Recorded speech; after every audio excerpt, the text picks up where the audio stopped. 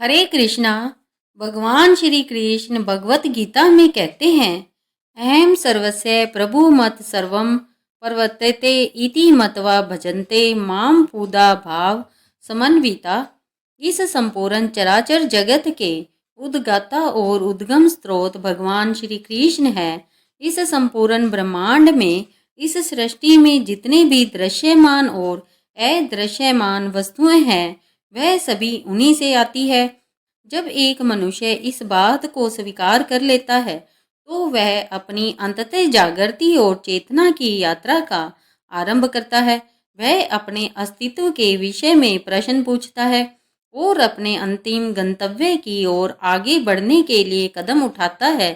इसी विचार के साथ इस समय हम श्रवण कर रहे हैं पौष मास की सुंदर पौराणिक कथाओं का। तो चलिए आज की पौष मास की कथा यात्रा को फिर से आरंभ करते हुए सुनते हैं आज की पौष मास कथा। आइए आज की कथा आरंभ करते हैं। अपने पति के विषय में पूर्व वृत्तांत सुनाने के बाद शुक्री ने अब अपने पूर्व जन्म का इतिहास कहना आरंभ किया। उसने महारानी से कहा, कलिंग उड़ीसा नाम से प्रसिद्ध एक सुंदर देश है। वहाँ श्रीपुर नाम का एक नगर था। उसमें वसुदत्त नाम के एक ब्राह्मण निवास करते थे। वे सदैव सत्य धर्म में तत्पर, वेद वेता ज्ञानी, तेजस्वी, पुण्यवान और धन धान्य से संपूर्ण थे।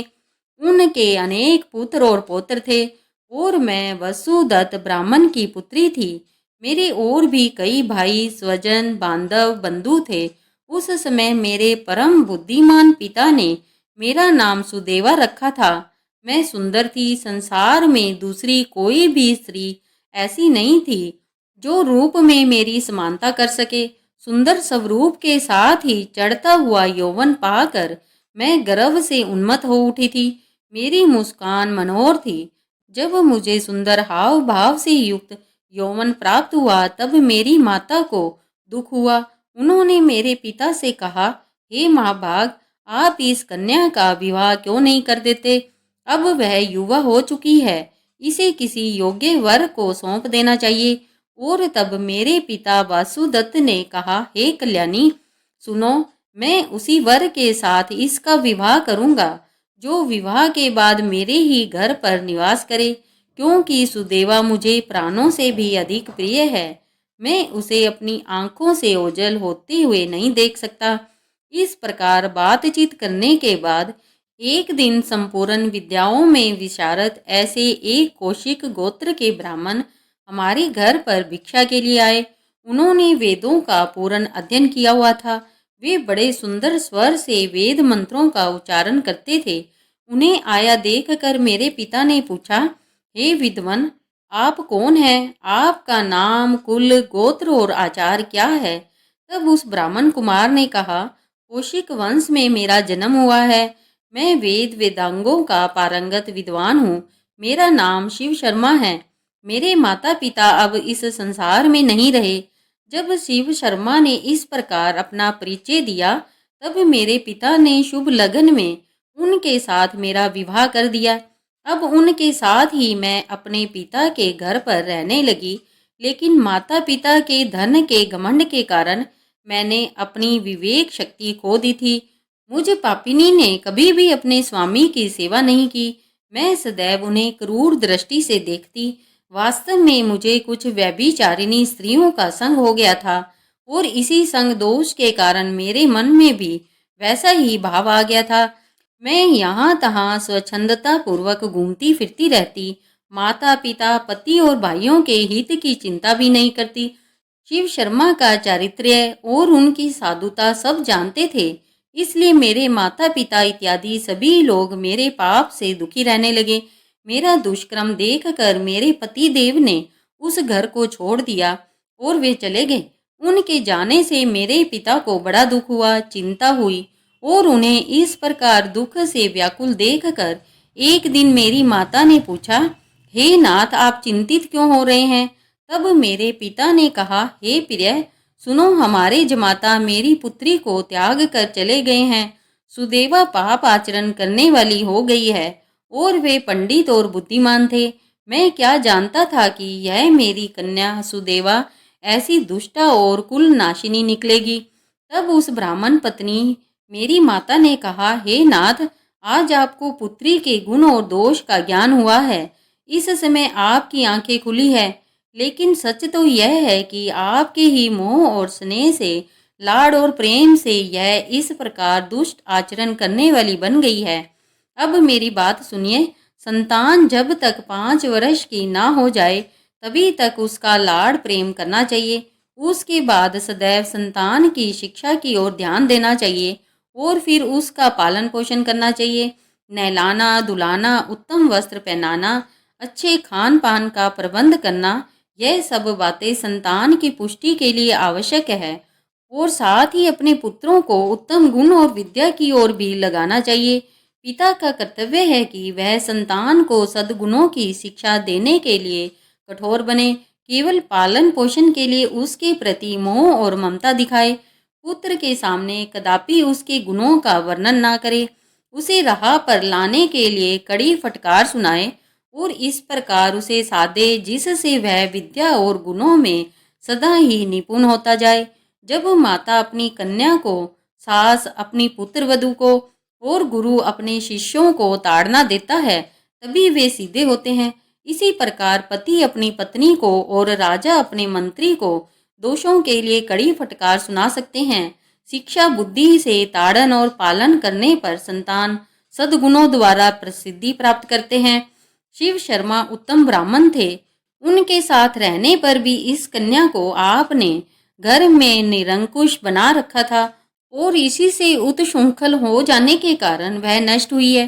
पुत्री अपने पिता के घर में रहकर जो पाप करती है उसका फल माता पिता को भोगना पड़ता है और इसीलिए समर्थ पुत्री को अपने घर में नहीं रखना चाहिए।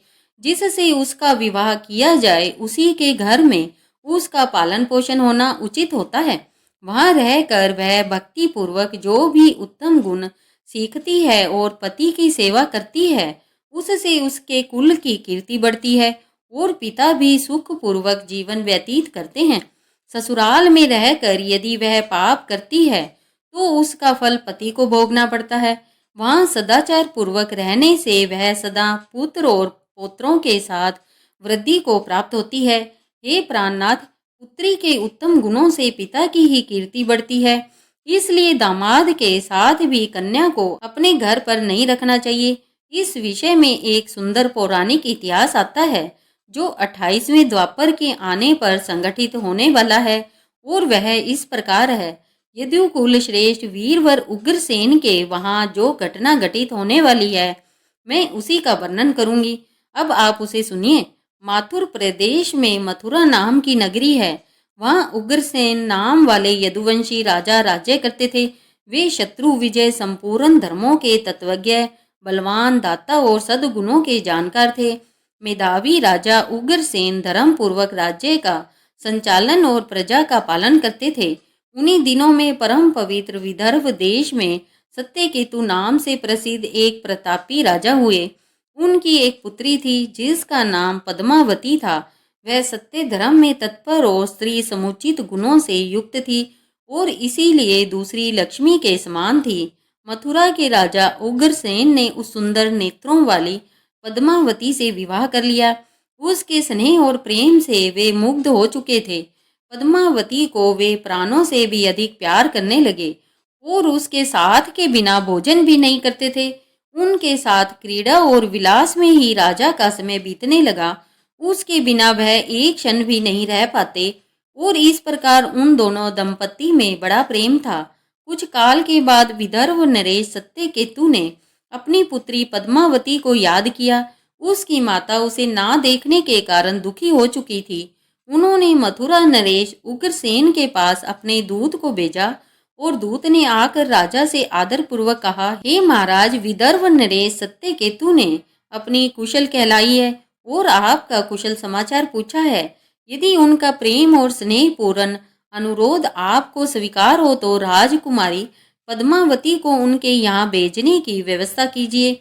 वे अपनी पुत्री को देखना चाहते हैं।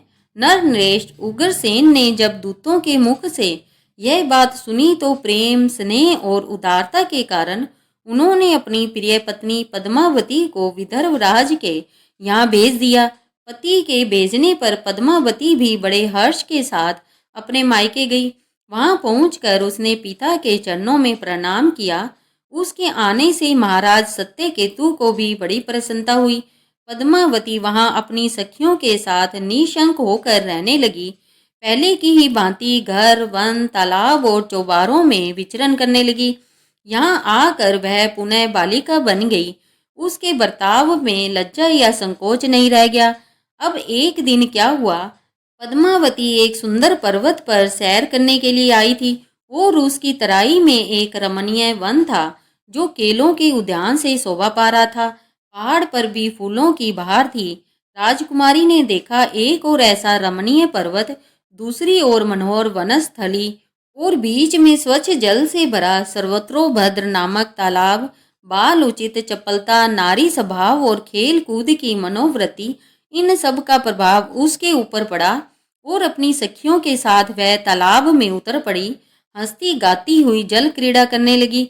उसी समय कुबेर का एक सेवक गोभिल नामक दैत्य दिव्य विमान पर बैठकर आकाश मार्ग से जा रहा था। तालाब के ऊपर आने पर उसकी दृष्टि विशाल नेत्रों वाली सुंदर पद्मावती पर पड़ी जो निर्भय होकर स्नान कर रही थी। गोभिल की ज्ञान शक्ति बहुत बड़ी हुई थी। उसने निश्चित रूप से जान लिया कि यह विदर्भ नरेश की कन्या और महाराज उग्रसेन की पत्नी है, लेकिन यह तो पतिव्रता होने के कारण आत्म बल से सुरक्षित है, पर पुरुषों के लिए इसे प्राप्त करना कठिन होगा। उग्रसेन महामूर्ख है जो उसने ऐसी सुंदर पत्नी को मायके भेजा है। यह पतिव्रता नारी प्राय पुरुष के लिए दुर्लभ है और इधर कामदेव मुझे पीड़ा दे रहा है। मैं किस प्रकार इसके निकट जाऊं और कैसे इसका उपभोग करूं? इसी सोच विचार में पड़े पड़े उसने अपने लिए एक उपाय ढूंढ निकाला और उस गोभिल दैत्य ने महाराज उग्रसेन का महामय रूप धारण किया। वह बिल्कुल उग्रसेन जैसा बन गया। वही अंग, वही उपांग, वैसे ही वस्त्र, उसी तरह का वेश और वही अवस्था, पूर्ण रूप से उग्रसेन जैसा बनकर वह पर्वत के शिखर पर उतरा और एक अशोक वृक्ष की छाया में शिला के ऊपर बैठकर उसने मधुर स्वर से संगीत छेड़ दिया। वह गीत संपूर्ण विश्व को मोहित करने वाला था। ताल, लय, उत्तम स्वर से युक्त उस मधुर गान को सखियों के मध्य में बैठी हुई सुंदरी पद्मावती ने भी सुना। वह सोचने लगी कि आखिर कौन है जो इतना सुंदर गा रहा है। राजकुमारी के मन में उसे देखने की उत्कंठा हुई। उसने सखियों के साथ जाकर देखा, अशोक वृक्ष की छाया में उज्जवल शिलाखंड के ऊपर बैठा हुआ कोई पुरुष गा रहा है। वो महाराज उग्रसेन जैसा ही जान पड़ता है। वास्तव में तो वह राजा के वेश में नीच दानव गोभिल था। पद्मावती विचार करने लगी, मेरे धर्मपरायण पति मथुरा नरेश अपना राज्य छोड़कर इतनी दूर कब और कैसे आ गए? जब वह इस प्रकार सोच ही रही थी, तभी उस पापी ने स्वयं पुकारा, हे प्रिय, आओ आओ देवी, तुम्हारे बिना मैं नहीं जी सकता। तुमसे अलग रहकर मेरे लिए इस जीवन का भार वहन करना भी असंभव हो गया है। तुम्हारे स्नेह ने मुझे बांध लिया है और इसीलिए मैं तुम्हें छोड़कर कहीं नहीं रह सकता। पति का रूप धारण किए हुए उस दैत्य के ऐसा कहने पर पद्मावती कुछ लज्जित सी हो गई और उसके सामने गई। वह पद्मावती का हाथ पकड़कर उसे एकांत स्थान में ले गया और वहां पर अपनी इच्छा अनुसार उसके साथ संग किया।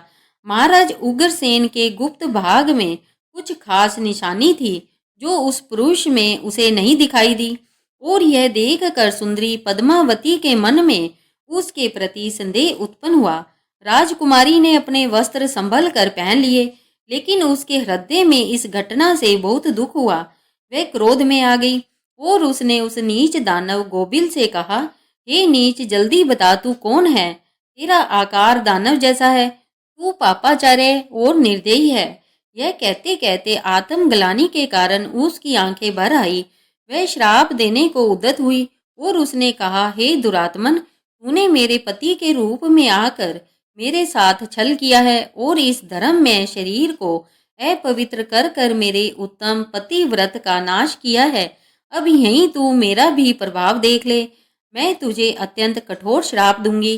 उसकी यह बात सुनकर गोबिल ने कहा, पतिव्रता श्री भगवान श्री विष्णु और उत्तम ब्राह्मण के भय से तो समस्त राक्षस और दानव दूर भागते हैं।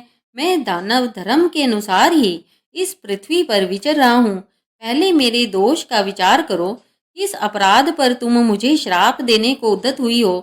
तब उस पद्मावती ने कहा, हे पापी, मैं साध्वी और पतिव्रता हूँ। मेरे मन में केवल अपने पति की कामना है। मैं सदा उन्हीं के लिए तपस्या किया करती हूँ।